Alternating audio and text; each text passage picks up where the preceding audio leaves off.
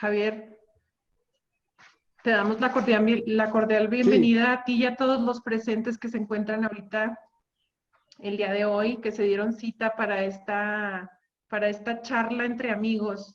Te agradecemos como siempre toda la disposición, todo el tiempo que siempre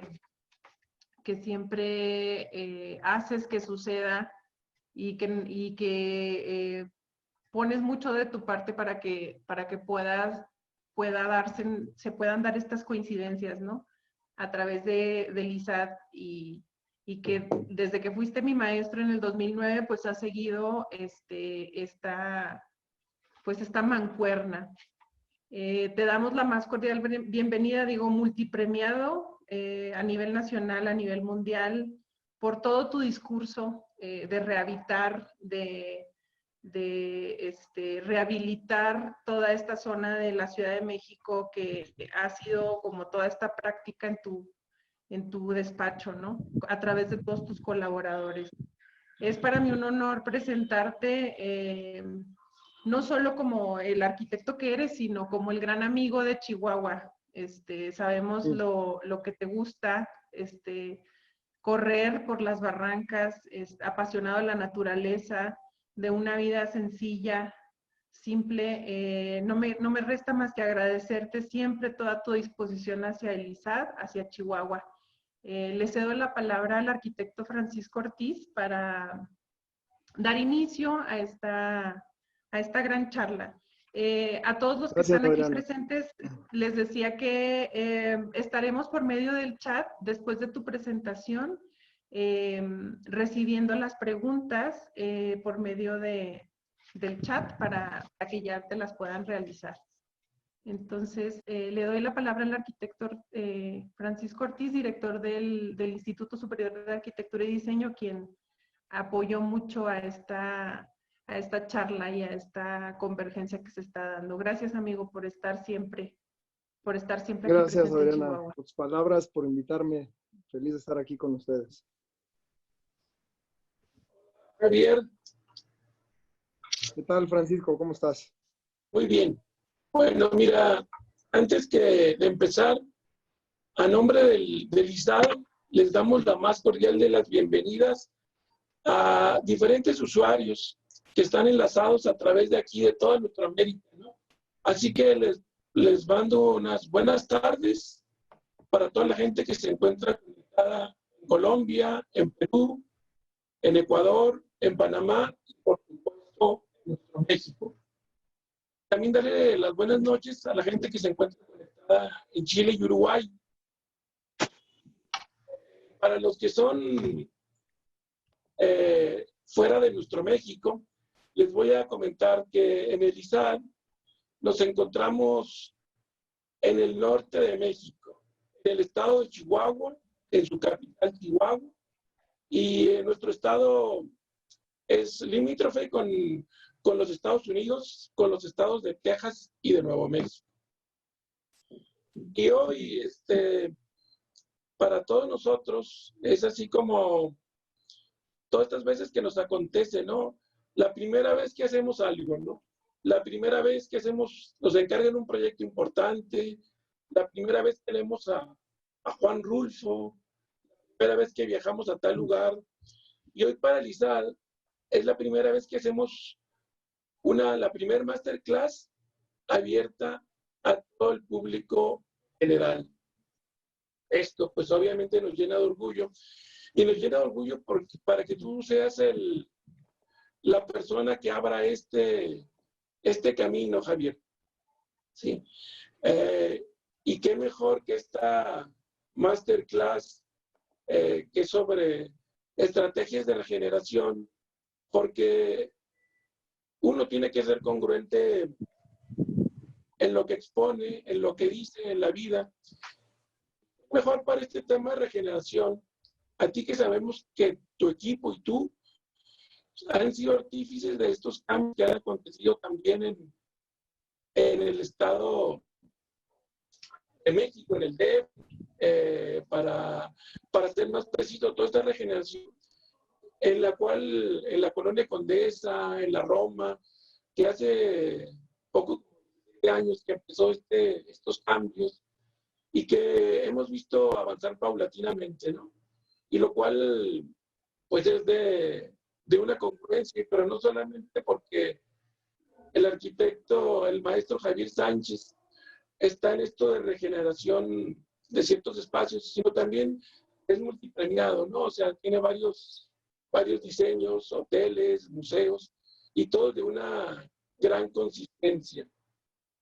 Una gran consistencia con la ciudad, con el contexto, con la economía, con el desarrollo, y lo cual nos llena de orgullo presentarte, Javier, y más porque a través de 11 años nos has acompañado como docente. Yo creo que lo importante ahora es, esto sería por mi parte. Adriana, ¿ibas a presentar una semblanza? Creo que ya se Bueno, le echó la semblanza. creo que ya. Bueno, adelante, Javier. Sí, Gracias. con gusto. Gracias, Pancho, y gracias a todo el público, amigos de muchos lugares que nos acompañan. Estamos todos unidos a través del Zoom, a través de estas iniciativas que nos acercan en un momento en el que supuestamente debemos estar lejos, pero esto nos acerca y creo que en ese sentido, pues yo feliz de participar con el ISAD, en donde, como bien dice Adriana, pues tengo muchos amigos y pues mi abuelo nació en Chihuahua y entonces tengo siempre el corazón también en Chihuahua, ¿no? Entonces, para empezar esta charla, les preparé una pequeña presentación. Espérenme, caray, ¿dónde está? Por aquí debe estar. Ahí voy.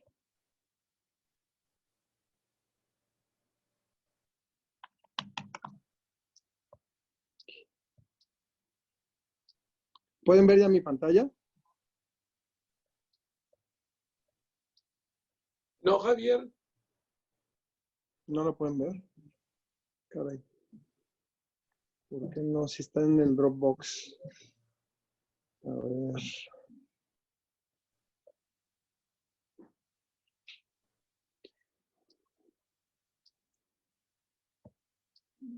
¿No? ¿Todavía no? Aún no se ve. No. ¿Qué está pasando aquí?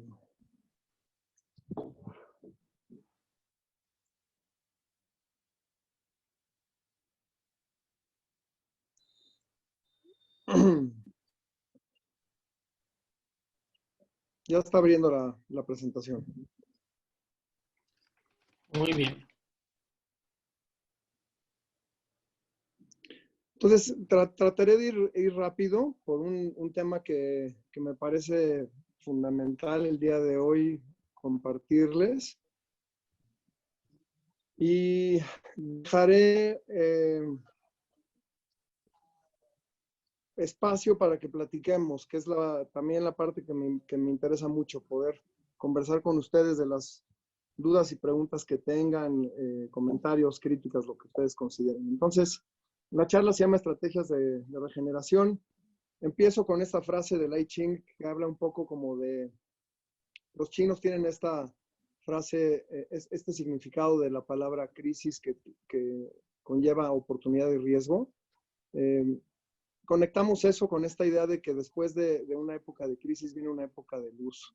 Creo que es importante que seamos optimistas y que pensemos que lo que viene va a ser mejor, pero que por supuesto lo nuevo pues siempre va cuesta arriba. Entonces, introducir lo nuevo pues cuesta, pero ese es el trabajo que tenemos que hacer. El desarrollo regenerativo, vale la pena que investiguen al Regenesis Group. Esta es una definición de 1995, pero me parece muy acertada, ¿no?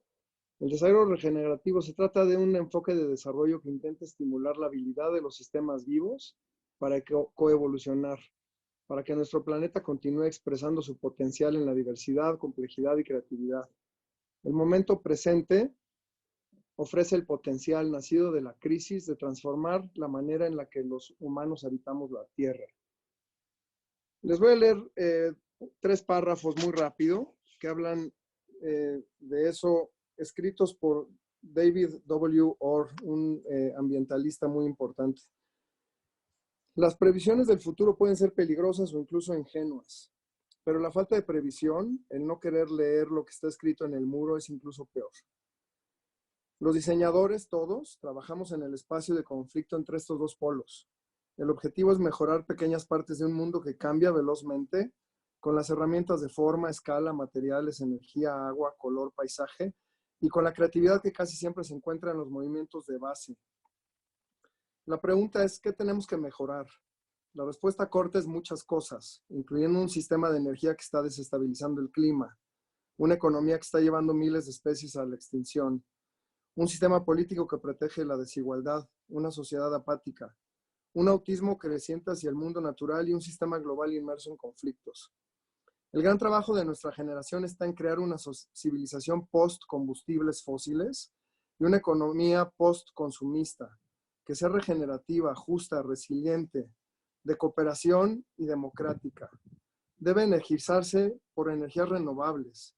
Debe ser una economía circular que recicle, reutilice y transforme sus desechos. Por la necesidad, debe enfocarse mucho más a los temas esenciales de la vida: la comida, la energía, el cobijo, el agua limpia, la educación, el arte, el arraigo con el lugar y con la bioregión. Debe estar construida por gente local que aprecie y entienda los lugares y que entienda el lugar de la naturaleza dentro de una economía sostenible. Pero debe ser una economía política también, producto de un movimiento de bases revitalizado con capacidad y visión. Si es que va a florecer, debe de regenerar las capacidades y las posibilidades que crecerán del matrimonio de la previsión y la aplicación práctica de la ecología. Dentro digamos, de esa tesis, yo he estado trabajando durante muchos años en la Ciudad de México, concretamente en barrios centrales de la ciudad, en donde pues, me tocó vivir gracias a la arquitectura que me mostró mi padre, arquitecto Félix Sánchez, quien siempre ha tenido un amor y una pasión por el barrio, por el tejido urbano, por vivir en la ciudad. Esa ha sido mi vida, digamos, en los últimos, bueno, hasta los últimos años ha sido, digamos, casi la totalidad de mi práctica, de mi trabajo. Y dentro de eso, quiero compartirles 2 proyectos que tienen que ver con la ciudad. Uno que también es de la ciudad, pero es un proyecto social, que además no es mío y me da mucho orgullo podérselos compartir. Y por último, un proyecto que no tiene que ver con la ciudad, pero que nos puede hacer pensar en la ciudad. Esas son las 4 cosas que les voy a presentar. Entonces, la primera idea es el reequipamiento, la idea de poder reevaluar estructuras existentes, pues obviamente con una eficiencia en lo que eso implica, ¿no? Pensar en demoler y hacer algo nuevo, pues es algo que debemos de pensar 2 veces, ¿no? O sea, hoy en día hay mucho valor en el reequipamiento. Entonces, les enseño un proyecto rápidamente en donde nos tocó trabajar un conjunto de 250 viviendas en la Ciudad de México, en un terreno cercano a 1 hectárea, en donde se encontraba esta preexistencia de una vieja fábrica de chocolate que se llamaba la Cubana. Entonces, esta es la preexistencia con algunas fotografías de cómo estaba. Y empiezo a mostrarles un poco algunas fotografías del antes y después de esta puesta en valor, en donde, pues primero que nada, siempre he creído que el reciclar edificios nos pone en diálogo con algo existente.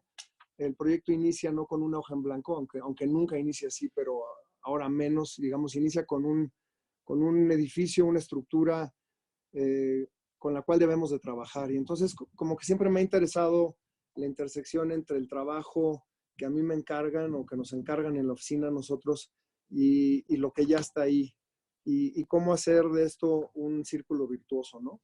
Entonces, les muestro rápidamente no solo el reciclaje, en este caso, de una estructura, sino también el mantener los árboles, la naturaleza que está en el sitio, como pueden ver en la foto, El tratar de crear espacios para la comunidad, que ha sido otro de los temas de mi práctica, el hecho de que en nuestros proyectos siempre hay estos patios, estos espacios compartidos, que son de todos y que al mismo tiempo no son de nadie, en los cuales podemos sentir que convivimos, ¿no?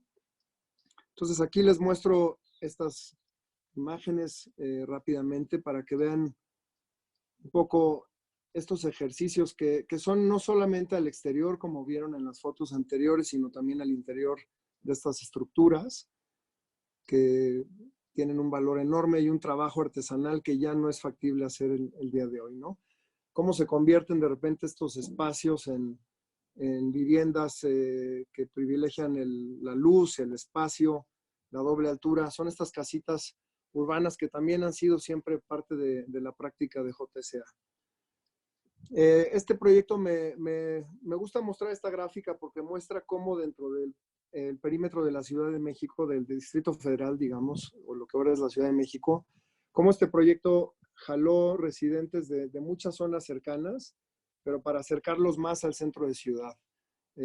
Con esto un poco, digamos, esta tesis de que estos proyectos jalen gente que ya está viviendo en la ciudad y que a lo mejor les da un espacio mejor, ¿no? Y que no necesariamente son proyectos que expulsan a la gente, digamos, de la ciudad. Y algunas de las bases de este proyecto, el terreno, el área libre, la manera en la que nosotros decidimos distribuir el plan de áreas libres y de estos espacios de uso común, de espacios de convivencia. Un poco esta tesis del polígono de actuación que en México nos implicaba una posibilidad dentro de la ley de poder modificar las alturas para poder reducir la huella, el desplante de los edificios y poder generar más área libre, que es algo que hemos hecho muchas veces. Lo estamos ahora concluyendo en un proyecto bien interesante en la Colonia Condesa, en la calle de Juan de la Barrera, en donde también rescatamos 3 estructuras que se integraron preexistentes, catalogadas por Bellas Artes y árboles que estaban en el terreno. Entonces, en estos casos lo que hacemos es tratar como de negociar a través de estos instrumentos legales el poder incrementar las alturas al interior de la manzana, generando un corazón de manzana que permite una densidad mayor sin por ello afectar el perímetro exterior. Como ven un poco en este isométrico, el perímetro exterior de la ciudad se mantiene más o menos a la altura que la ciudad tiene, y en el interior los edificios empiezan a subir de altura, cosa que no se aprecia necesariamente desde la calle, ¿no? Entonces, de esa manera como que mantenemos la presencia de una escala urbana y al interior podemos densificar. Es una tesis que hemos insistido pues, a lo largo de 25 años en diferentes proyectos. Y eso pues implica que haya de pronto cambios de escala en un proyecto, ¿no? En un proyecto donde de pronto tenemos un nivel, de pronto tenemos 2 niveles, o de pronto nos vamos incluso hasta 7 niveles en este caso, pero siempre pues se van relacionando unos espacios con los otros a través de espacios vacíos, a través de esta idea como del negativo, ¿no? O sea, imagínense este gran sólido al que le vamos tallando para generar espacios compartidos, ¿no? Segundo concepto son las ciudades caminables. La idea que creo que hoy nos ha salvado a la mayoría de los habitantes de las ciudades, el poder salir a caminar, que a lo mejor hasta nos ven feos si salimos a correr porque supuestamente no hay que hacer ejercicio, pero si salimos a caminar no pasa nada, ¿no? Entonces, creo que eso ha sido algo que nos ha permitido valorar la ciudad de una manera distinta, en donde pues, hay menos ruido, menos tráfico, vemos el cielo, vemos la naturaleza regresar a tomar un lugar que había perdido, etcétera. Pues todo eso es parte de esta idea de caminar y de generar espacios en donde nos encontremos los ciudadanos, ¿no? En donde fortalezcamos la convivencia y la cooperación. Entonces es importante como tratar de priorizar el diseño para el peatón en lugar de priorizar el diseño para el automóvil. La caminabilidad, según Jeff Speck, debe de cumplir una necesidad, debe de ser segura, debe de ser cómoda y debe de ser atractiva o interesante. En ese sentido, en este proyecto que hicimos en Cuernavaca, en el Museo Soriano, planteamos la posibilidad de que el proyecto pudiera convertirse en un puente entre dos zonas de la ciudad. A través del mismo proyecto enlazar o digamos, conectar dos partes de la ciudad. Esta es una imagen bonita del concurso que hicimos, en donde el edificio de alguna manera se ve que está asentado en un jardín mágico, ¿no? El proyecto, como les decía, está entre dos zonas de la ciudad que nos parecía importante conectar, el Zócalo de la ciudad y el barrio de Amatitlán.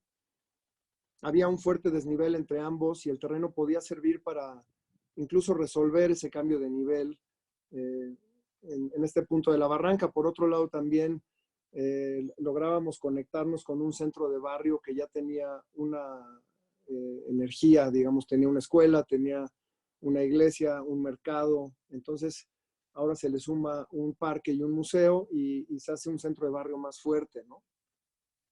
Estas son imágenes del Zócalo de Cuernavaca, del otro lado de la barranca, imágenes del pequeño centro de barrio de Amatitlán, también con su vida, su actividad pública importante. Ahora con el museo pues se fortalece. Imágenes del terreno cuando llegamos antes de construir. Por supuesto, el valor de preservar esos árboles fue lo que nos llevó a plantear el proyecto que les voy a mostrar. Pero la idea de poder compartir este jardín, de quitarle los muros, de que no hubiera una puerta y de que pudiéramos verlo casi como un callejón, como un paso natural a través de la ciudad por un terreno privado, entre comillas, o empezar a desdibujar, quitarle un poco estas etiquetas de qué es privado y qué es público, ¿no? La idea pues, del espacio, estos diagramas explican cómo se pasa de un lado a otro a través del terreno. Creo que en este corte es donde está muy claro que el edificio de alguna manera genera un espacio vacío al interior del mismo. Hay una especie de gran pórtico que cobija un recorrido por dentro del edificio que es totalmente público y que nos lleva a descubrir un jardín y a través de ese descubrimiento de un jardín, posteriormente salir al barrio de Amatitlán. Entonces, en la planta pueden ustedes ver cómo la planta del museo, en la parte inferior del dibujo, tiene estas columnas que desplantan, digamos, toda la zona de exposición, la suspenden de la planta baja y generan esta posibilidad de que el edificio se convierta en un pórtico. Y en donde está el número 5 es el centrito de talleres para actividades con el público en general y con los artistas, pero que está conectado por ese callejoncito que se ve ahí al barrio de Amatitlán. Entonces, es como interesante entender el edificio en esta sección a través de los espacios servidos, que serían la zona de exposiciones en la parte superior y todas las zonas de guardado de obra y de estacionamiento en los sótanos, y los espacios que sirven, que quizá cambiando un poco la idea de esta tesis de Louis Kahn, en este caso no son espacios servidores y servidos nada más, sino lo vemos como espacios públicos y espacios de programa, ¿no? Entonces el espacio público, en este caso el espacio vacío, que dentro del edificio nos permite pasar a través de él para ir de un lugar al otro en la ciudad. Ese oasis en la ciudad o ese espacio, digamos, interesante o atractivo del que yo hablaba, pues tiene que poder ser un espacio que la gente se apropie y que eventualmente tome vida por sí solo, ¿no? Esta es, digamos, la imagen de la realidad y esta es la imagen del concurso. Y acá desde la calle, desde la parte baja del terreno, cómo existe esta invitación, el museo, insisto, al suspender su fachada, abre esta gran ventana que nos dice que ahí detrás del edificio hay un gran jardín y de alguna manera hay como una invitación ahí a subir y recorrer. Cuando uno sube, descubre que toda esta planta está abierta, que no tiene vidrio, no tiene ningún elemento de cierre, pasa el viento, es un espacio digamos, de energías pasivas, con luz natural y ventilación natural. A través de descubrir el jardín vemos no solo las esculturas del maestro Soriano, que son parte de la colección del museo, sino también descubrimos este jardín que hace, pues obviamente, alusión a la ciudad de los jardines, que es Cuernavaca, la ciudad de la eterna primavera. Por último, el centrito de barrio, antes de salir al centro de Matitlán. Allá atrás se alcanza a ver una bóveda en rojo, que es la iglesia que está detrás del museo. Algunas fotos otra vez de la gente apropiado del espacio, la sala de exposiciones, la sala subterránea debajo de los espejos de agua. El tercer punto de la charla tiene que ver con un proyecto que le apuesta a generar sistemas que se puedan replicar y que a partir de esa propagación de estos sistemas se pueda generar un cambio, ¿no? Y por otro lado también que estos sistemas se puedan mantener por sí mismos. Se llama autopoiesis. Esa es la tesis del Huerto Roma Verde, dirigido por la organización La Cuadra, en la colonia Roma de la Ciudad de México, concretamente Francisco Ayala. Esto está hecho en un terreno que ha tenido dos transformaciones muy importantes. La primera con el Estadio Nacional por parte del arquitecto José Villagrán en 1926. La segunda, el multifamiliar Benito Juárez, perdón, del arquitecto Mario Pani, que planteaba, entre otras cosas, los murales de Carlos Mérida, y dentro del diseño urbano pasaba esta calle que pasaba por debajo de los edificios de vivienda. Esto sufrió un colapso y una tragedia terrible en el terremoto de 1985, este espacio. Algunos de los edificios colapsaron, otros siguen estando ahí con viviendas. Y este grupo hace 10 años decidió que parte de este terreno que estaba abandonado y que de alguna manera estaba ahí, era una oportunidad para convertirlo en un espacio para la comunidad. Entonces, esto es un poco lo que yo mencionaba hace rato cuando leía de los movimientos de base, ¿no? Que la palabra de grassroots a lo mejor se ha vuelto pues, más famosa. En específico se trata de cómo podemos construir de abajo para arriba, cómo a partir de algunas ideas los ciudadanos podemos generar estos sistemas que no tienen que ver con una organización jerárquica, vertical, política, que como todos sabemos tiene pues, muchas cosas que pueden ser negativas también, y cómo una comunidad puede apropiarse de este espacio, ¿no? Eso creo que de entrada ya es ejemplar. Está basado en estos tres principios de la resiliencia, de la autopoiesis que ya expliqué y de la entropía. Y es un espacio que tiene una serie de ejes que son organización social, integración ambiental, salud esencial, habitabilidad sostenible, tecnologías adecuadas y cultura resiliente, que son los ejes con los cuales ellos están planteando un tema de bienestar común al centro de este espacio, ¿no? Dentro de esto hablan del poder social, que ya mencioné, el poder económico, es decir, el poder de la gente para generar su propia economía, y el poder político visto desde otra perspectiva quizá, de cómo hacer política a partir de estos espacios. Este es un plano con las actividades y los espacios que ellos tienen, que han generado inicialmente a partir del huerto, que es la parte central y quizá la parte seminal o la semilla de este proyecto.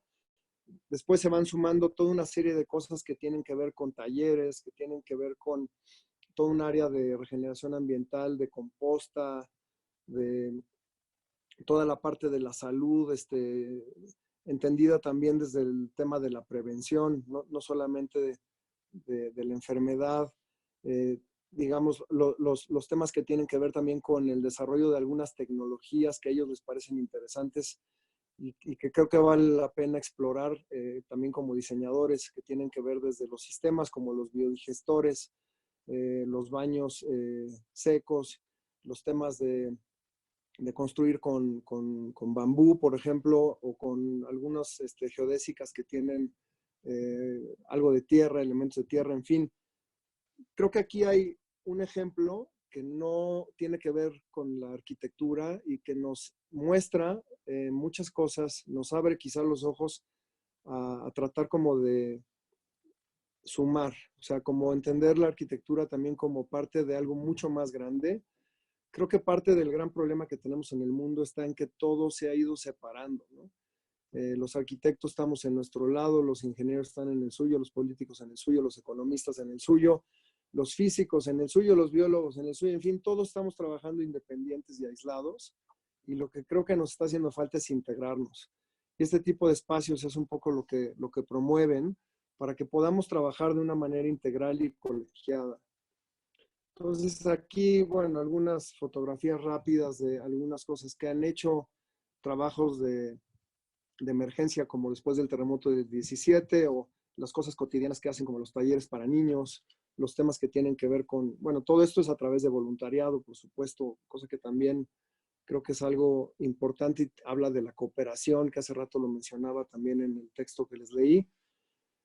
La idea de la salud entendida no solo como ir al doctor porque estoy enfermo, ¿no? Sino como desde la nutrición, como desde el ejercicio, como desde la meditación, o sea, como desde ahí puedo también estar sano, ¿no? Y de alguna manera ser más resiliente pues a lo que está sucediendo hoy en día en el mundo, ¿no? La idea de la construcción a partir de otro tipo de tecnologías, como decía yo hace un momento, de las geodésicas y del bambú.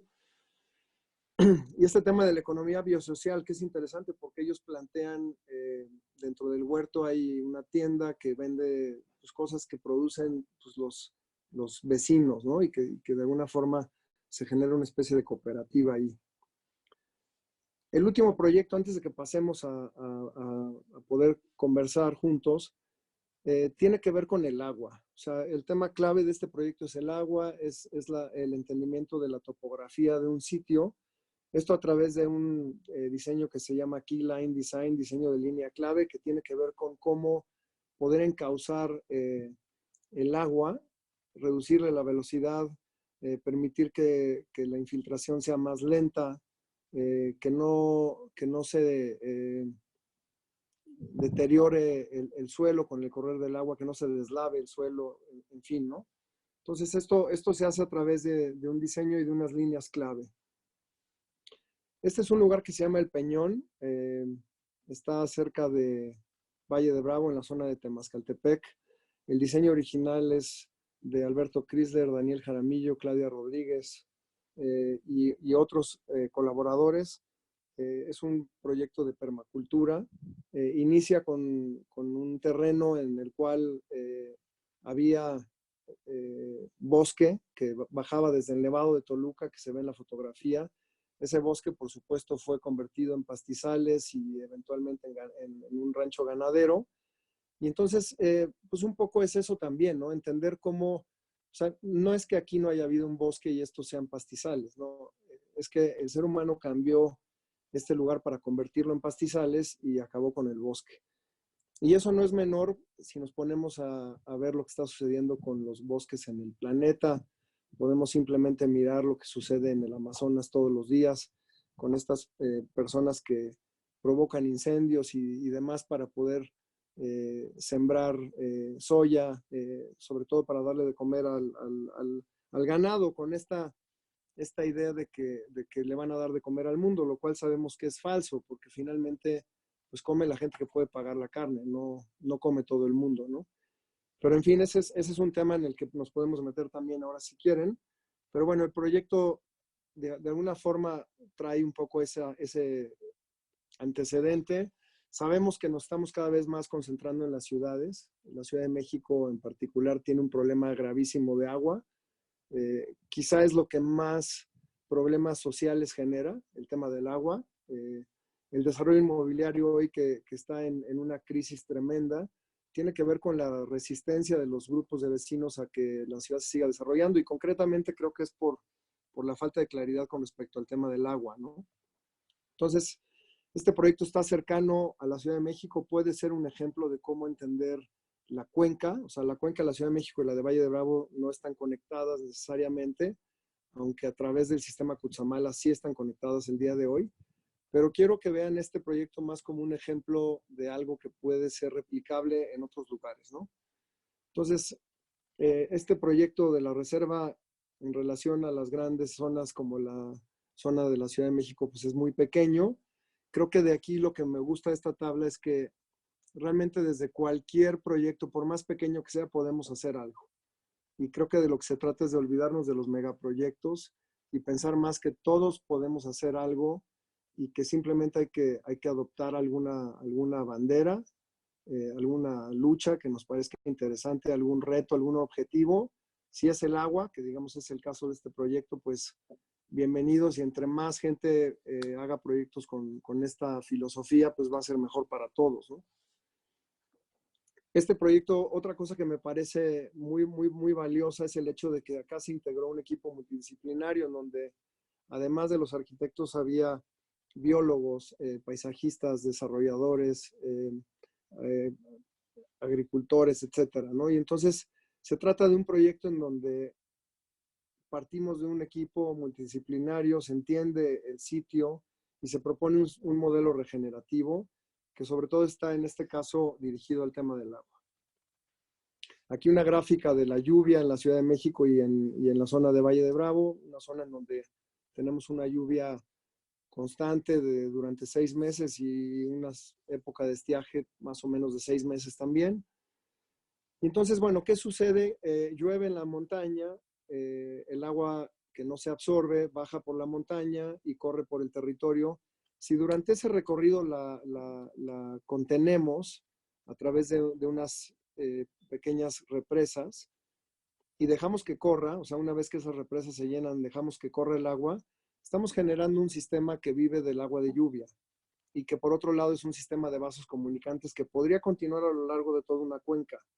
Esa es un poco la idea de este proyecto, ¿no? Que se generaron una serie de represas en diferentes niveles de la topografía y que en lugar de desviar agua de ríos o en lugar de tomar agua de pozos o en lugar de estar conectado a la red de agua potable, decidió vivir del agua de lluvia.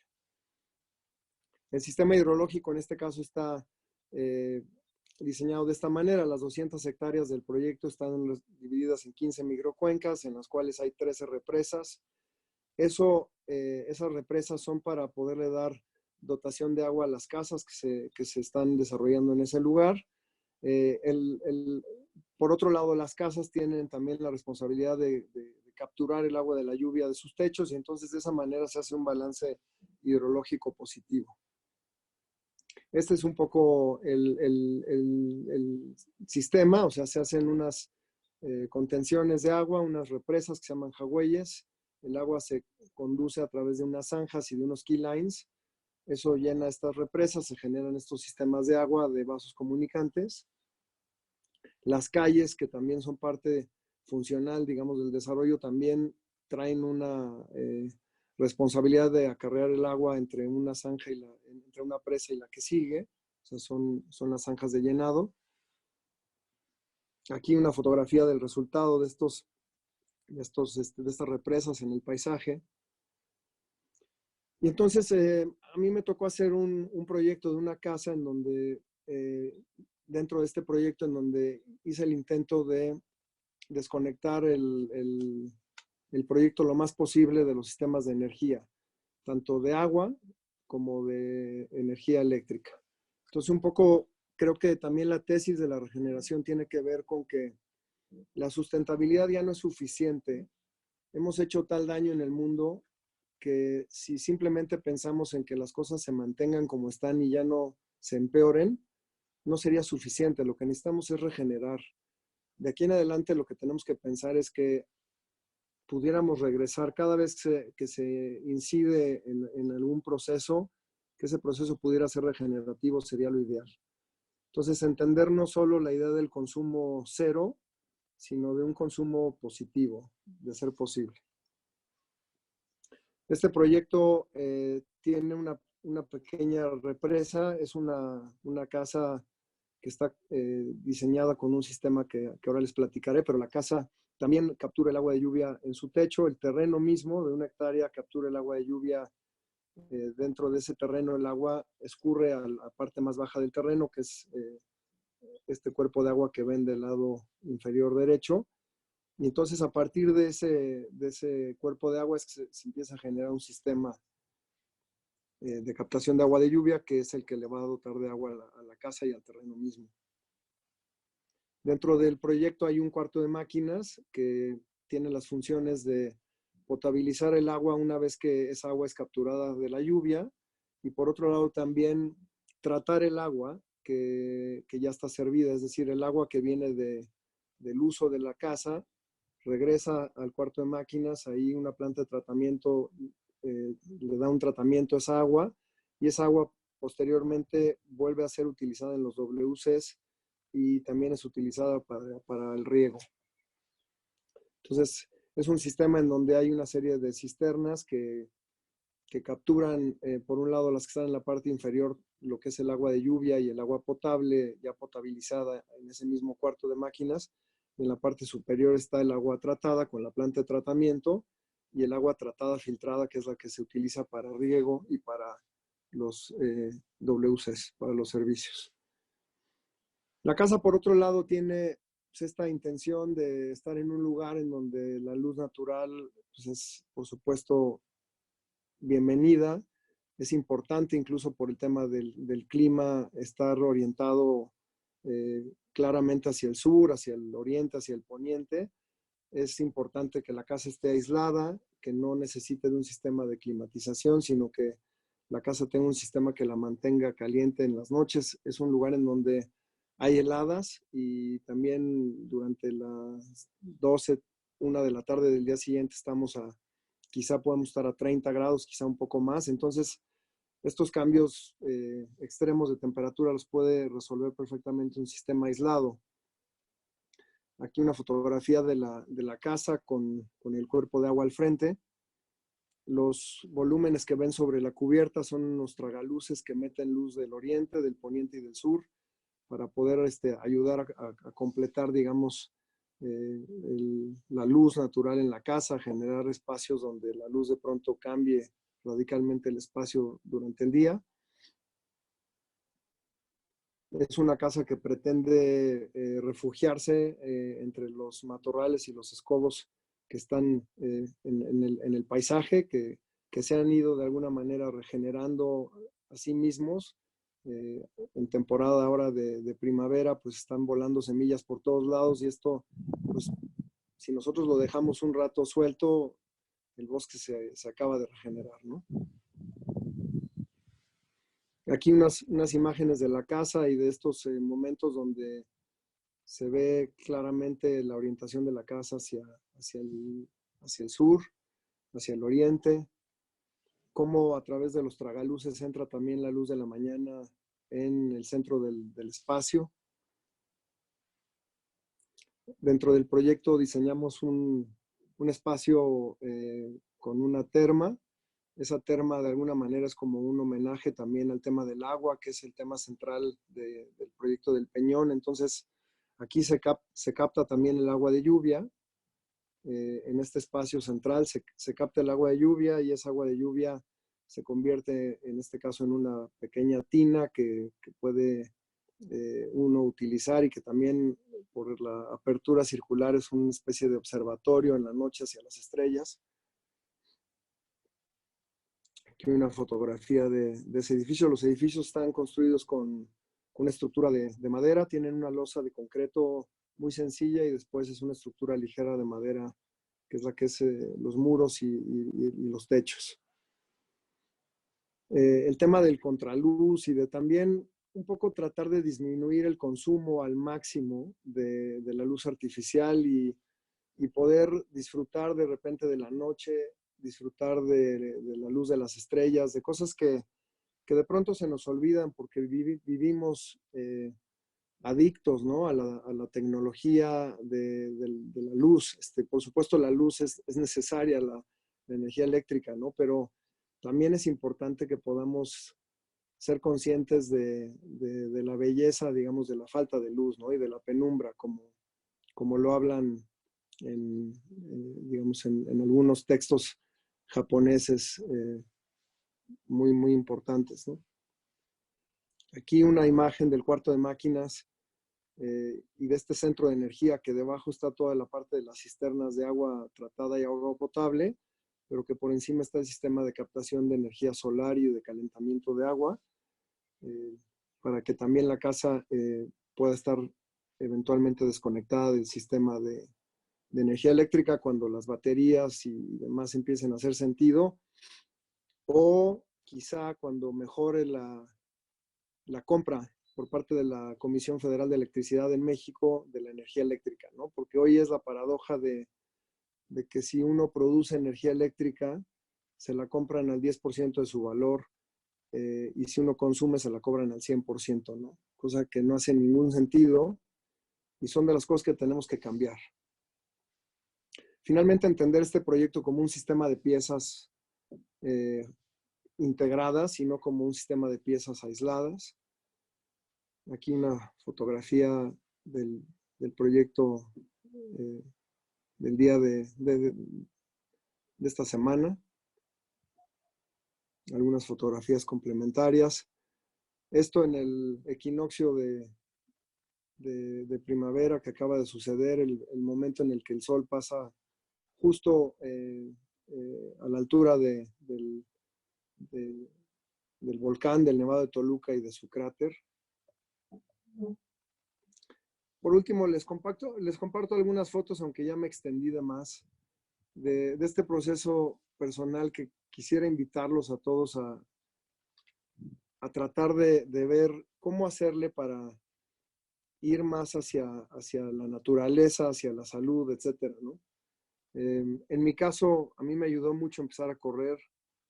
Como decía Adriana, y aquí traigo una foto de las barrancas justamente, de correr ahí con los tarahumaras en la barranca, ha sido algo maravilloso que me ha cambiado la vida.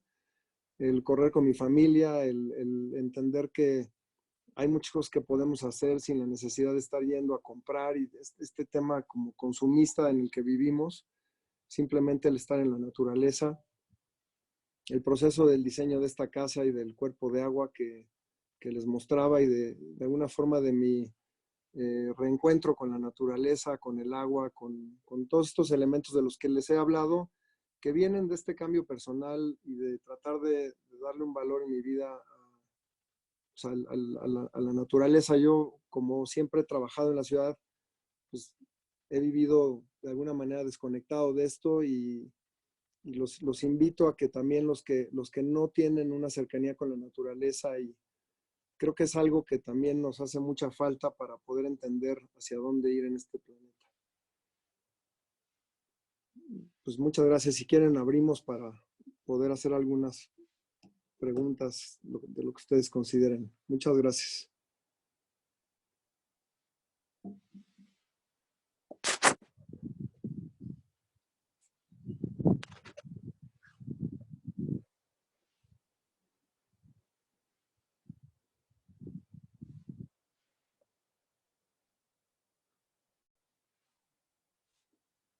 No sé, Adriana, si tú vas a hacer esa parte o cómo lo vamos a hacer.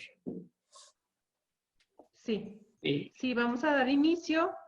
Si quieren, por favor, les habíamos comentado si podían escribir en el chat para ir leyendo las preguntas.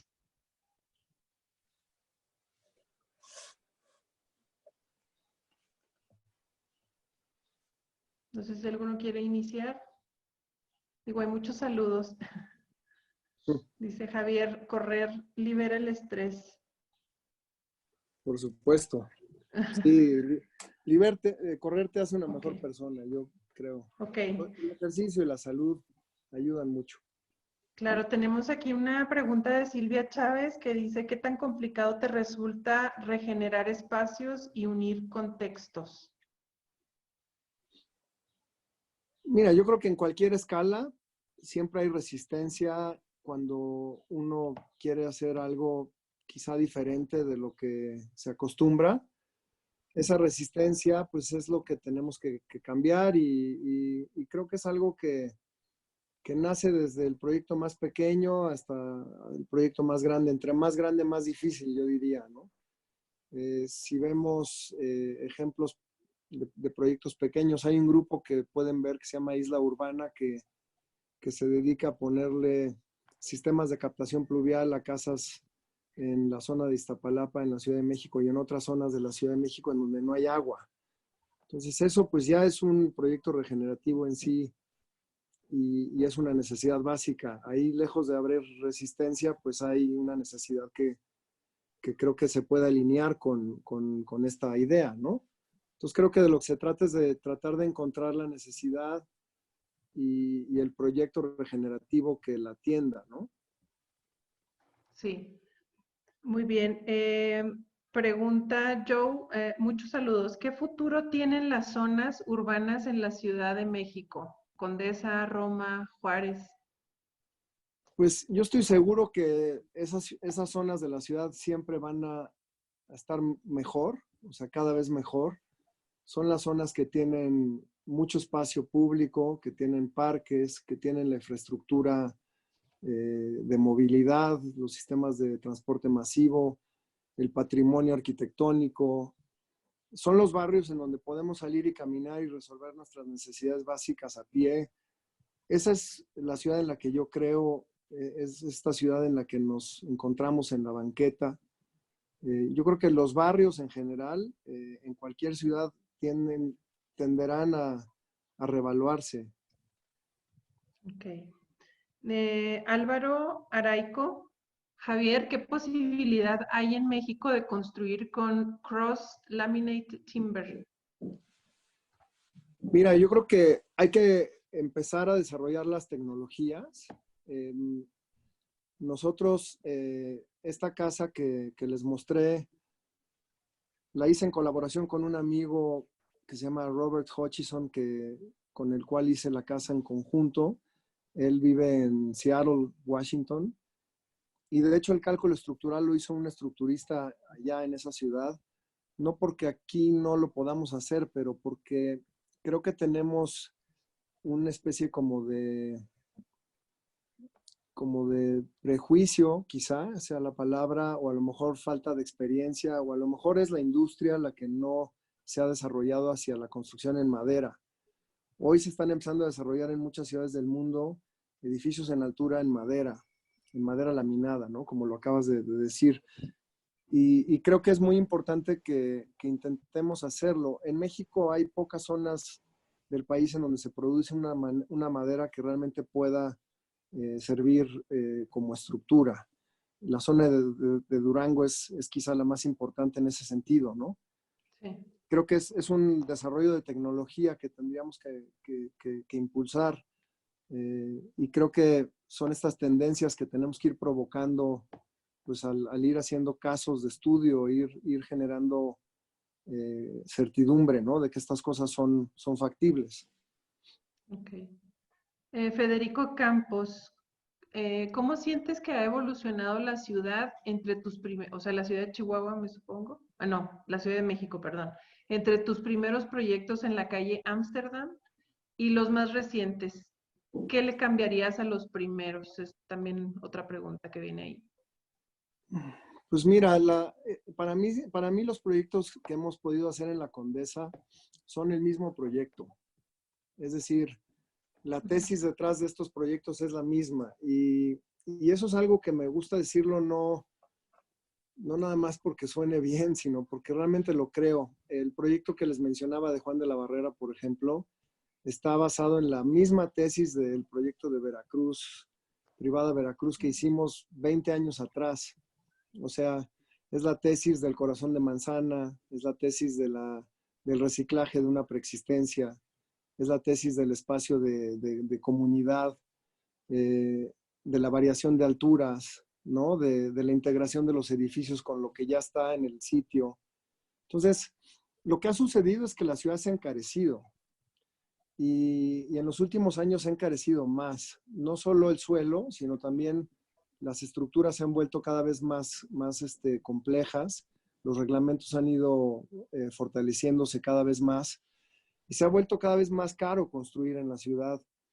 Y si a eso le sumamos la resistencia que hay en el gobierno de la ciudad a permitirnos seguir haciendo desarrollo, se vuelve muy difícil poder construir, lo cual hace que los proyectos se lleven muchos años en desarrollar y se encarece todo. Entonces, creo que también estamos en un momento en donde quizá por la falta de claridad en el tema de agua, que creo que es, insisto, el punto en donde hay un conflicto. Creo que por eso es que, y también porque ha habido abuso, ¿no? Hay mucha gente que ha abusado, hay proyectos fuera de escala en muchos lugares de la ciudad. Pero creo que la ciudad o sea, su fundamento es reinventarse, ¿no? O sea, la ciudad tiene que seguir viva, no la podemos detener en el tiempo y no podemos pensar en ampliarla. Entonces, necesitamos permitir que el desarrollo continúe y que ese desarrollo, en la medida de lo posible, empiece a atender todos estos temas que yo hablaba, ¿no? O sea, ¿cómo podemos hacer para que el agua se recicle, por ejemplo, ¿no? No nada más se reutilice, que eso, digo, no es lo mismo, ¿no? O sea, habría que pensar en cómo hacer que estos proyectos empiecen a crear un nuevo modelo de desarrollo en la ciudad. Y eso quizá ayudaría a que la ciudad empiece a bajarle un poco al nerviosismo del desarrollo inmobiliario, ¿no? Entonces, yo, lejos de ver algo pesimista, creo que mi optimismo por la ciudad sigue y más bien creo que hay que empezar a incorporar otro tipo de estrategias a los proyectos para que empiecen a ser regenerativos, ¿no? Ok. Susana Castillo pregunta acerca de los sistemas de clima en el último proyecto. ¿Se requieren en esta localización? ¿Se hizo algún estudio de bioclimatización? Sí, de hecho, hicimos, y hay muchas cosas que se pueden hacer. O sea, lo primero que hay que hacer es aislar el suelo, que eso se puede hacer incluso hasta con PET, con botellas de PET. Y después de eso se pone un filtro y después de grava puede ser, y después de eso se pone la cimentación para que la humedad no suba del suelo hacia la casa, ¿no? Esa es como la base. Lo otro es, por supuesto, orientarla bien, pero creo que es importante que los muros tengan un aislamiento interior, que puede ser lana mineral, puede ser incluso lana natural. Hay muchos sistemas de aislamiento que lo que hacen es pues, mantener la temperatura. Y por último, el techo, idealmente también debe de estar aislado. Si el techo, en este caso de este proyecto, que es un techo verde, pues trae un sistema, digamos, que permite que pueda haber vegetación arriba, pero que también al mismo tiempo esa tierra genera un aislamiento, ¿no? Ok. Javier, ¿los proyectos te llegan o los buscas? Pregunta Héctor Peldosa. No, es una mezcla. Cuando uno está interesado en un tema, pues uno busca ese tema, ¿no? Y se vuelve apasionado del tema. Y pues los invito a que piensen cuál es su tema, o sea, qué es lo que les interesa, dónde quieren incidir. Y hay que buscar esos proyectos. Esos proyectos a lo mejor al inicio no te van a llegar, vas a tener que sembrar, ¿no? Para eventualmente cosechar. Y en ese sentido, pues estar como muy enfocado a eso, ¿no? Creo que posteriormente a eso puede ser que esos proyectos te empiecen a llegar, ¿no? Porque pues hay un resultado, alguien te recomienda, en fin, ¿no? Pero sí creo que nosotros como arquitectos tenemos que estar a la búsqueda de estos proyectos que nos interesan. A mí los temas de la ciudad siempre me interesaron, fue donde me tocó vivir y pues se me hizo natural trabajar en el barrio en el que yo vivía, ¿no? Creo que lo que ustedes tienen que hacer es un poco cuestionarse eso, en dónde están, qué les interesa, para dónde quieren ir y pues empezar, ¿no? A crear un camino, ¿no? En ese sentido. Ok. Jaime Olivares pregunta, arquitecto, ¿tienes algún libro de tus proyectos u obras? Sí, hay una serie de libros que nos ha publicado la editorial Arquine, que se pueden ahí seguir, y también en la página de la oficina hay una serie de documentos que podrían ustedes también bajar. La página es jca.com.mx. Ok. Iván Madrid, Javier, ¿representó algún reto o significó algo para ti el Centro Cultural Juan Soriano? Saludos. Sí, bueno, un reto enorme, ¿no? El trabajar con un proyecto cultural, en un terreno con un jardín lleno de árboles, con un desnivel importante. O sea, yo creo que todos los proyectos nos plantean un reto, ¿no? Bueno, además un proyecto público construido con fondos del gobierno y demás. O sea, toda esa complejidad la tuvo. Pero todos los proyectos la tienen. Creo que allí también, y creo que como vienen las cosas de aquí en adelante, hay que pensar mucho en que hay que hacer proyectos pequeños, hay que hacer muchos de esos proyectos pequeños. A veces es la misma chamba que hacer los proyectos grandes, pero tenemos más control y podemos dirigirlos más hacia donde nos interesa. En los proyectos grandes tenemos mucho menos control, entonces en los proyectos grandes hay que casi tener una o dos batallas a realizar durante el proceso, ¿no?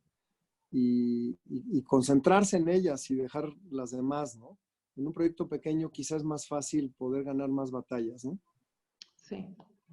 De Jorge, una muy técnica. ¿Qué método de filtración usas para alimentar los baños con aguas grises? Pues es una planta de tratamiento que vive a través de un sistema de bacterias y de un sistema de aireación. Entonces ahí llegan los residuos, la planta de tratamiento los limpia, digamos un poco, los trabaja, los transforma y de ahí pasan a unos tanques en donde se sedimenta y posteriormente se pasa por un filtro adicional que lo hace ya de contacto humano. No es incolor, o sea, los WCs tienden a tener agua con un tono amarillento, cosa que está bien, no trae cloro, porque el cloro pues obviamente mataría las bacterias. Entonces también tenemos como que entender el sistema, ¿no? O sea, el sistema vivo que estamos utilizando, pues tenemos que alimentarlo, ¿no? O sea, se tiene que utilizar para que funcione, no nada más. No podemos dejar un sistema vivo sin utilizar y tampoco le podemos enviar químicos. Entonces implica que los que viven en la casa pues empiecen a dejar de utilizar cosas que contaminan y que perjudican estos sistemas vivos. Ok. De Rodrigo Hernández, el acercamiento con la naturaleza es tan cercano que puede resultar complicado. Es como una reflexión que pone. Yo creo que nosotros somos la naturaleza, somos parte de la naturaleza no nos es ajena. Creo que de alguna manera hemos puesto siempre al ser humano y en particular al hombre masculino por encima de todo. Ese es, digamos, el sistema patriarcal que está en crisis y que ya va a concluir. Y creo que lo que debemos de hacer es entender que nosotros somos parte de la naturaleza y que lo que le hagamos a la naturaleza nos lo estamos haciendo a nosotros mismos. Hay una charla del doctor Dieter Lenoir en Facebook, si lo buscan, yo les puedo compartir a través de ISAD un vínculo en la que este doctor nos explica de dónde viene esto que estamos viviendo en el mundo el día de hoy. Y pues es claramente producto pues de nuestro abuso de la naturaleza, ¿no? Y de creer que la naturaleza está a nuestro servicio, ¿no? Cuando en realidad debemos de entender que somos parte de un sistema vivo.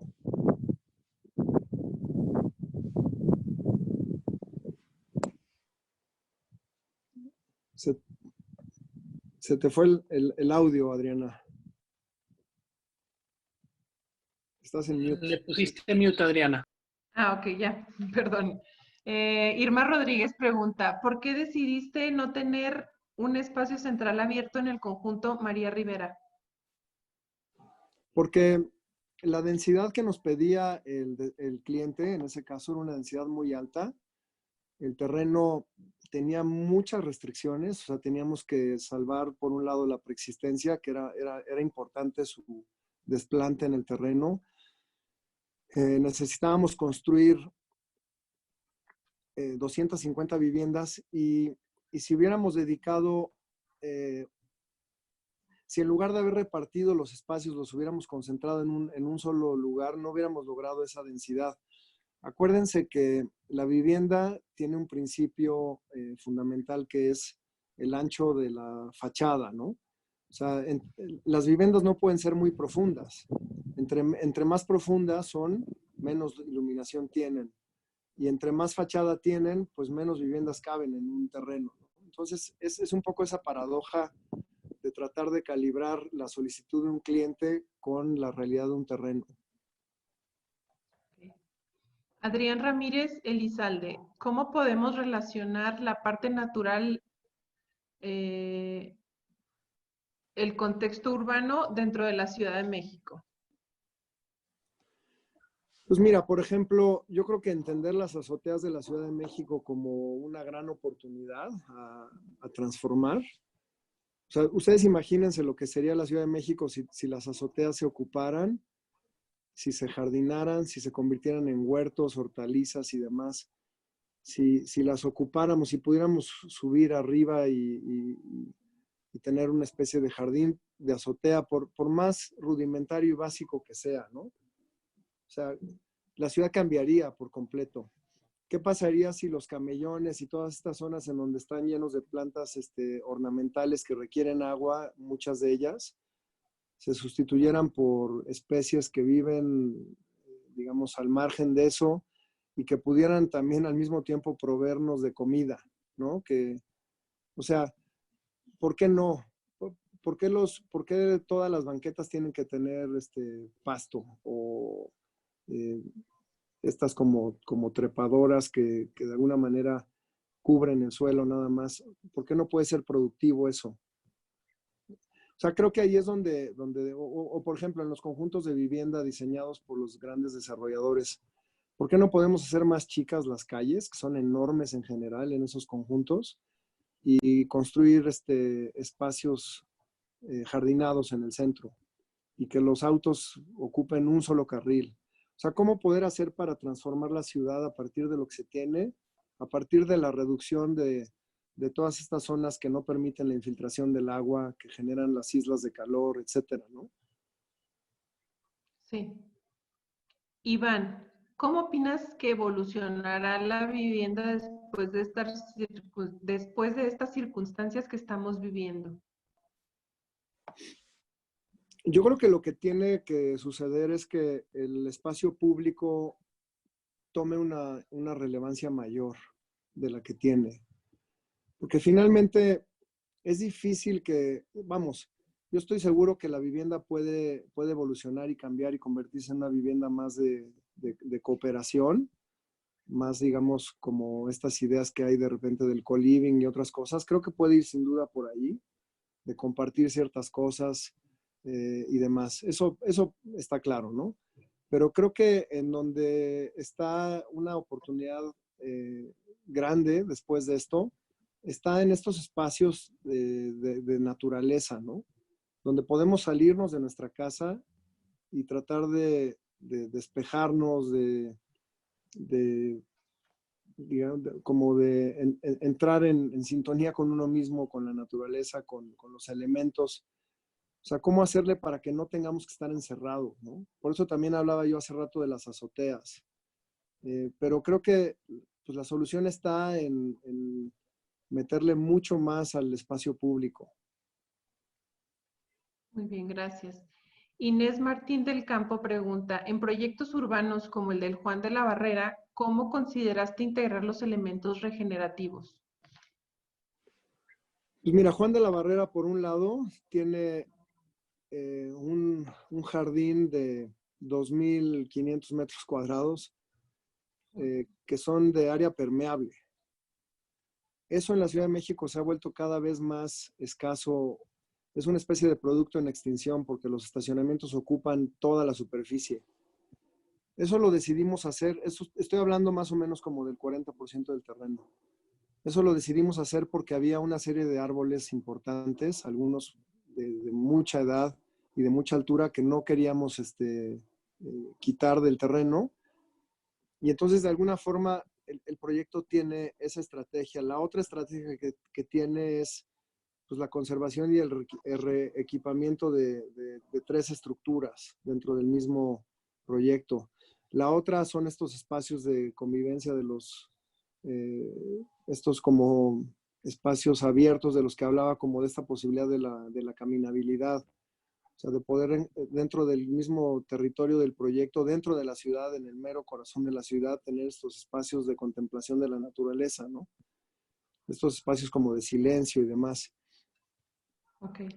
Por otro lado, pues las estrategias que vienen ya en los reglamentos de construcciones pues del sistema alternativo de agua y demás, pero esos sistemas yo hoy los pongo en crítica porque siento que no son suficientemente avanzados.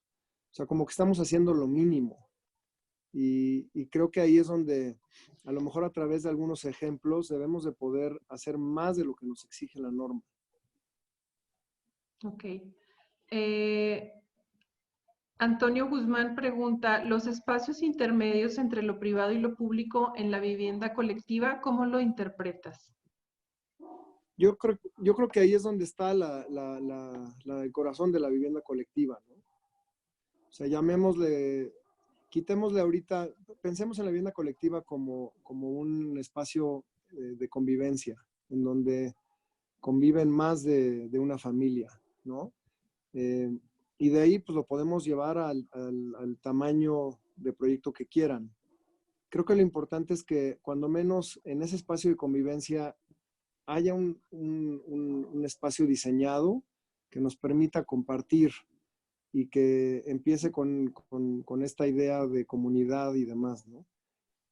Creo que esa es incluso una gran diferencia entre los espacios de vivienda colectiva que se construyeron en México entre los 50s y los 80s, estos grandes proyectos habitacionales que se hicieron, y sus símiles en Estados Unidos, que realmente se hacían para segregar y que, digamos que a diferencia de los proyectos que se hicieron en México, algunos de ellos estaban totalmente cerrados, no tenían otros equipamientos, no tenían, o sea, los proyectos que creo que fueron muy exitosos en México y siguen siéndolo, es porque en sus plantas bajas sucedía la ciudad, o sea, la ciudad pasaba por la planta baja. Si ustedes van hoy a caminar por Tlatelolco o por la Unidad de Independencia, nadie va a llegar a decirles que por qué están ahí. Y esos comercios de barrio que están en las plantas bajas de los edificios van a ser como la planta baja de cualquier otro edificio en la ciudad.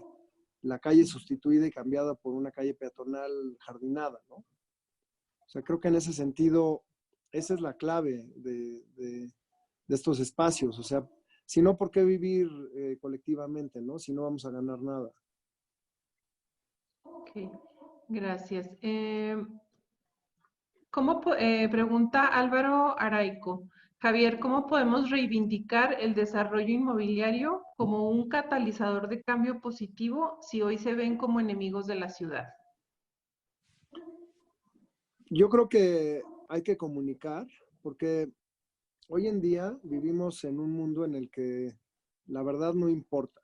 O sea, lo que importa es lo que el poder y los medios dicen que es la verdad, ¿no? Y creo que en ese sentido a lo mejor nos ha faltado al gremio, y quizá porque no es a lo que nos dedicamos y demás, el poder comunicar las bondades del desarrollo. Y creo que en ese sentido nos hemos quedado callados ante el reclamo, digamos, de autoridades de cosas que quizás son totalmente fundadas, pero que nada tienen que ver cuando menos con lo que hacemos algunos desarrolladores, ¿no? Que sí estamos pensando desde otra óptica el desarrollo inmobiliario, ¿no? Creo que es un tema de comunicación. Ok. Ricardo Rentería. Hola, ¿cómo se relaciona el generar proyectos sostenibles con la inversión inicial, hablando de hacer negocios? Mira, yo creo que ahí necesitamos como de alguna manera tratar también de asumir algunas realidades crudas y duras, ¿no? Es un poco como la salud. O sea, ¿por qué prevenir la salud o por qué no mejor esperarte a que te enfermes, ¿no? Digamos, ¿por qué invertir en la salud? Yo aquí lo que te diría es, ¿por qué invertir en los sistemas limpios de energía? ¿Por qué invertir en la captación de agua pluvial? ¿Por qué invertir en agregar jardines y demás a los proyectos? Porque yo creo que eso es lo que tenemos que hacer al margen de su posible retorno en una tabla de Excel. Ahora, ¿cómo hacemos para que las cosas cuadren también en esa tabla de Excel? O sea, ¿cómo podemos hacer para que el modelo regenerativo sea parte del plan de negocios, ¿no? Esa es quizá la pregunta. Creo que por un lado no nos ayuda el hecho de que el agua está subsidiada y no nos cuesta. Entonces no entendemos el valor del agua, ¿no?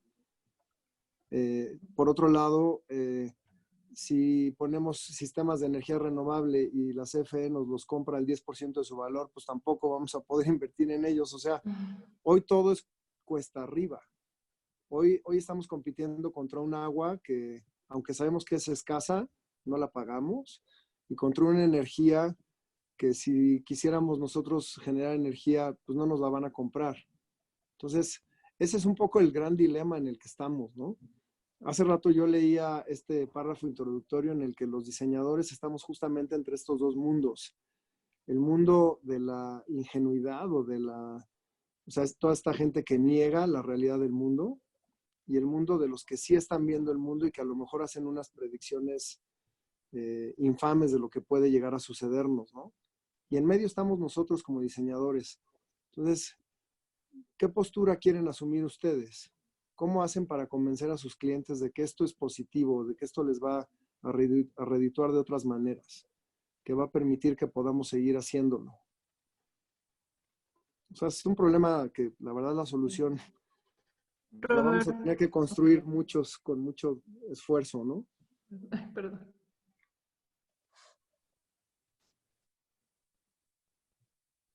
Gracias, Javier.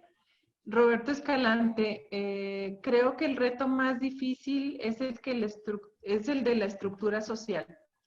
Mucho más que la técnica. Romper y reformar paradigmas, para que son un freno para que nos unamos como comunidad y sociedad y aceleremos el descubrimiento y reconocimiento de la temática que expones. ¿Qué ideas, sugerencias tienes para resolver esta temática social? Abrazo. De parte de Roberto Escalante.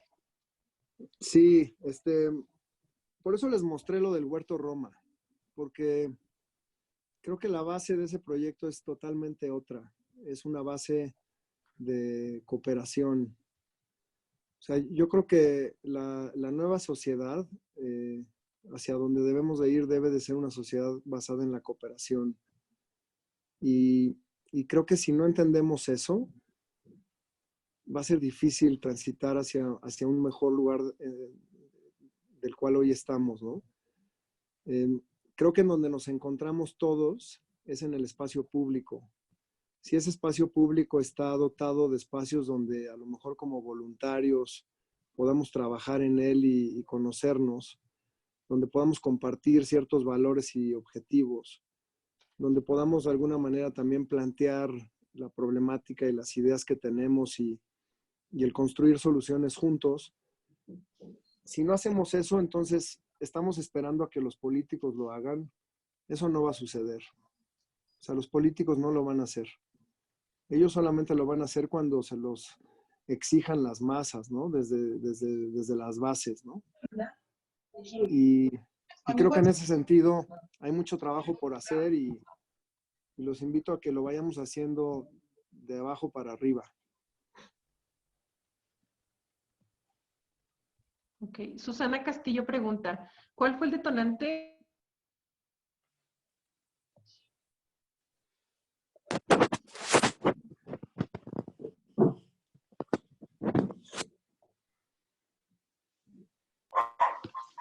Se nos fue. Adriana, voy a leer la pregunta de Susana Castillo. ¿Cuál fue el detonante para la rehabilitación de las zonas centrourbanas en la Ciudad de México? ¿Consideras que sería el mismo motivador en el resto del país? Sí, yo creo que todos estamos de alguna manera, o sea, esta es una sociedad global. Creo que tenemos que, por supuesto, pensar de esa manera y actuar local. Eso quiere decir que los problemas que tenemos en la Ciudad de México no son los que tienen ustedes en Chihuahua o en otros lugares del mundo, ¿no? Creo que lo que sin duda sí tenemos y compartimos son muchos de los grandes problemas de la globalización y muchos de los grandes problemas pues, los tenemos que enfrentar pues, desde nuestras localidades, ¿no? Yo creo que la Ciudad de México es un ejemplo y un laboratorio también, pues de cosas que pueden servirle a otras ciudades y la misma Ciudad de México tiene que aprender de otros lugares. Por eso trataba yo como de decir que no importa el tamaño de los proyectos, lo que importa es que los proyectos empiecen a crear una conciencia distinta, que hablen de otras cosas, que los arquitectos dejemos de pensar nada más, que casi siempre pensamos nada más en las soluciones de forma, que nos metamos a trabajar más como equipo y entender también cuáles son los problemas de fondo que tenemos. Pero pues creo que en la cooperación y en el compartir la información entre los que estamos en esto, es en donde está la solución. O sea, las redes, el internet, o sea, la tercera revolución industrial, dicen que viene de la comunicación del internet y de las energías renovables. Así como la anterior vino de la energía eléctrica y de los fossil fuels y de la imprenta, ¿no? Y, en fin, o sea, creo que necesitamos empezar a ver hacia dónde vamos, ¿no? En este cambio que se necesita.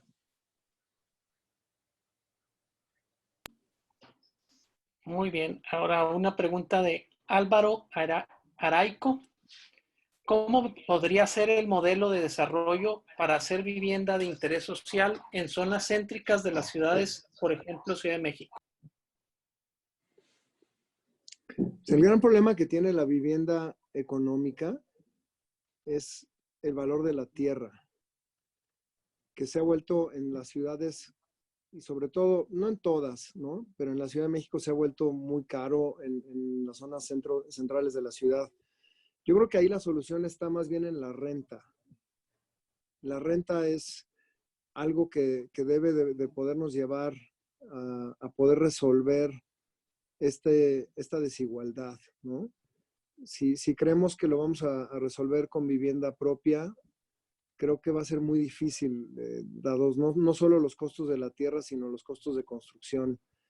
Y creo que en ese sentido, José María Montaner y una serie de concejales de la ciudad de Barcelona planteaban en un simposio al que fui la necesidad de las ciudades de comprar suelo, de poder ser dueñas las ciudades de suelo urbano en donde desarrollar vivienda económica que pueda ser asequible a la población que no tiene acceso a la vivienda. Y se quejaban amargamente de que Barcelona tenía, no me acuerdo del número exacto, pero no me acuerdo si eran 7,000 viviendas en su inventario.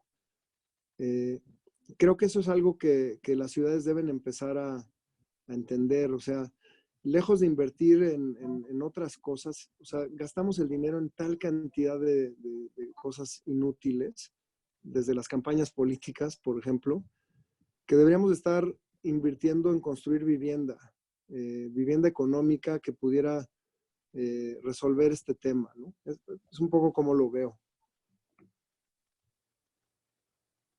Muy bien, Javier. Bueno, tenemos que terminar. Sé que hay muchas preguntas, toda una larga lista, ¿no? Pero bueno, ante la imposibilidad de eso, vamos a tener que cortar. Te queremos dar gracias por toda esa congruencia que tienes entre tu persona, tu trabajo y la tradición del tiempo que nos ha precedido. Por ver también hacia este futuro, ¿no? Un futuro que tenemos que hacer más sostenible si queremos llegar a buen puerto. A nombre del Instituto Superior de Arquitectura y Diseño, les damos las gracias a todos. Muchas gracias, Francisco, Adriana, y gracias a todos los que estuvieron tan ahora sí que tan activos, preguntándome tantas cosas. Las preguntas que quedaron en el aire, pues podemos luego ver de hacer una segunda charla con mucho gusto. Les mando un fuerte abrazo a todos y ánimo, que hay mucho o sea, lo mejor está por venir. Gracias. No, muchas gracias, Javier. Y a todos los demás también los esperamos. Invitamos a algunas siguientes masterclass. Pasen buenas noches a todos. Gracias.